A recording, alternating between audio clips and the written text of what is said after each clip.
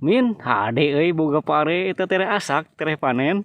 Nu batur ieu mah ngan hanyakalna we ieu kamari teh aya angin badag ayeuna parete. Oh, pangnempokeun. Heeh, ngalamun we ieu teh di dieu teh pare. Oh, ngalamun Teh panen teh ngabogaan.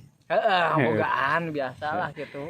Lain min urang sia boga cerita rek didengikeun moal Naon dah? aya cerita. Heeh, caritanan ngan kade pane masuk diomongkeun. Moal ieu mah tamah gawe we tamah maneh beri ngadaguan gawe. Oh, gitu. Naon atuh naon teh caritana lah tah makin sebel itu kumaha. Caritana teh sia kieu. Aya dokter. Heeh. Dokter jiwa boga pasien dokter teh. Anu gelo merenannya. Heeh, dokter jiwa mah ngaranna ge pan pasienna gelo. Tah si dokter eta teh hayang ngetes pasien teh bawa pasien teh geus hade apa encan. Oh, tang tesna teh ku cara nebak buah. Nebak buah. Buah. Tebakan berarti ditebakan. Dites tebakan gitu nya. Ya, pinter maneh. Tah jadi di mana-mana anu gelo eta teh nebak bener kana buah eta berarti cirining hade. Oh gitu ceritanya teh nya. Heeh, ceritana teh kitu.